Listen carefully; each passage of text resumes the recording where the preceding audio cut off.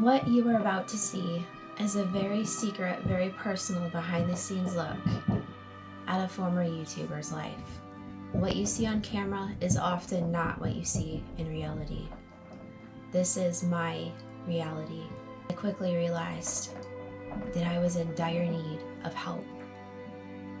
And over the years, I realized you guys have been there with me every step of the way, praying for me and helping me. In a weird time loop paradox, even though you haven't seen me yet, you've already been helping me. So I thank you for that. Please share these videos with your friends, click like, leave a comment. I don't know if I will be here to read your comments. At the end of the day, I don't know how much time I have. And also, please respect my privacy, because it is a life or death matter at this point.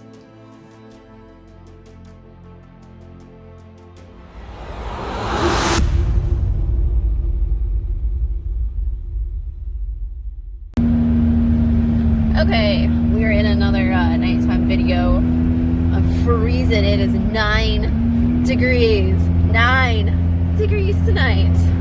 So I just had my counseling appointment with Derek. And I'm gonna definitely go back and forth as far as like wanting to keep going and try and work stuff out, and just thinking that it's not gonna happen. So on the way there, he told me, he's like, well, I think you should know that I went and I got a lawyer for a prenuptial agreement. And I just sat there quietly, because this was okay. So backing up a little bit, on the way to meet Campfire, I had prayed to God again. I'm like, okay, Lord, you remember the things that Derek has to do for me to agree to go back together with him. And I couldn't quite remember a whole lot of it, other than obviously the main one was that he would agree to put my name on the property and agree that the property would be ours.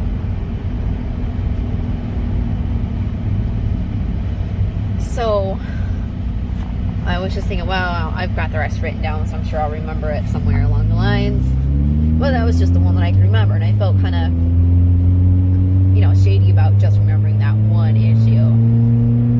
So anyway, when he brought up the prenuptial agreement, I mean, it just was like a kick in the gut, because that was one of the reasons why I decided I didn't want to marry him, was because I thought, you know what, you obviously don't know me very well.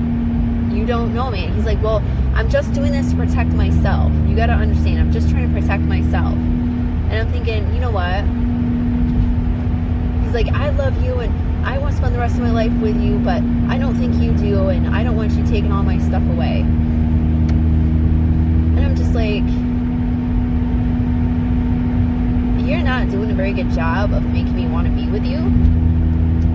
I mean, what kind of crap is that? Why?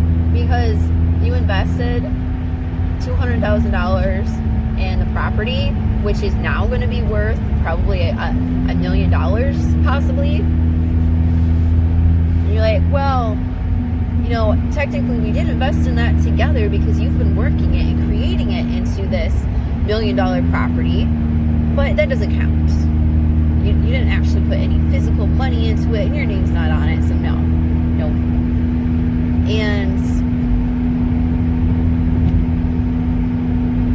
it might be a different story if I had met him after he bought the property and after everything had already been built on the farm, this person breaking up ahead of me. But that wasn't the case. We bought it together. We built it together. I farm it myself. You get the idea. So I farm the land, I make him the money, he gets all the profit. And his thing was, well, maybe after so much time has passed, that the prenuptial agreement can disappear. And he's like, well, there'll be certain stipulations so that whatever, is bought after the marriage, goes to each individual party. I'm like, okay, so you're telling me that anything I buy for the property, I have to keep a record of and a receipt of, so that in the event that something happened, I can prove that that was mine? This seems way too extreme. I mean, okay, yeah, if he had on his own, again, been building $1 million property, fine. You put the work in, you built it. But that's not the case. For 7 years, I worked my ass off building this property with him, for him.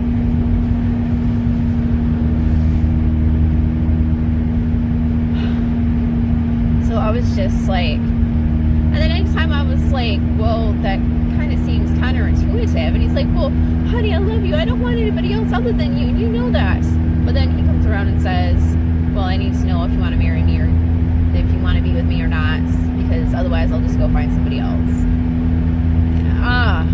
He tells me everything is manipulation. So he'll either try to tell me what I want to hear or what I don't want to hear in order to get a response. I mean, overall, the counseling session was pretty good. He keeps trying to sweep issues under the rug and minimize them. Like, well, you know, I know that, and I need to do this, and yeah.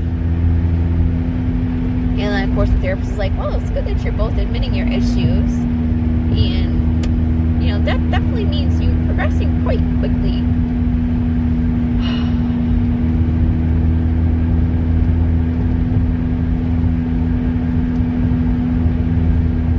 So there's one thing I did get out of it, is that I need to start writing stuff down because I forget it so fast. Like, there was an issue that came up during the counseling appointment at the end that I couldn't dig into further because our time was up. And that was about him basically trying to tie me down to the house. And going back to the time when he literally did, and he took all my keys away and everything, so that I couldn't leave or go anywhere, and how he'd always question if I left the house. Everything was a big question. Well, why do you gotta do that? Why do you gotta go here? Why do you gotta go there? Like, even today, it was the same thing. It was like lunchtime. Oh no, it's like 2 o'clock. He was calling me. No answer. I was cutting up a raccoon. My hands were covered in blood. And then, next message I get, oh, were you out with Randy? And I'm like, question mark? No, Nikki was over. And then I get, well, I just think we need to be open and honest with each other if we are, you know, spending time with somebody else, or what is it, like dating somebody else, with somebody else. And I'm just like, no, I don't have time for that. I am busy enough as it is. And I was mad. I was mad that he would infer that.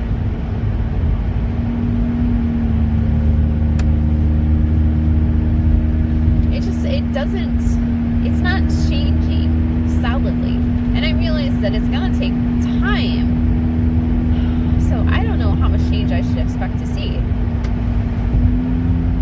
So maybe I should write this down in my notebook again and revisit it the next time we're over there.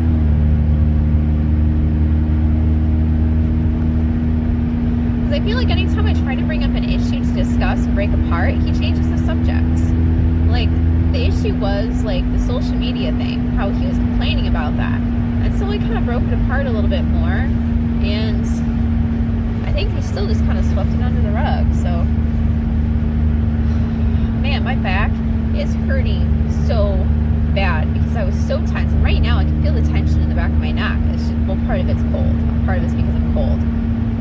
But the whole time in the counseling office, I was just like stiff as a board, tense as could be.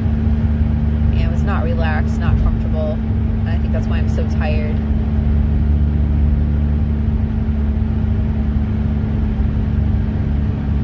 But it just,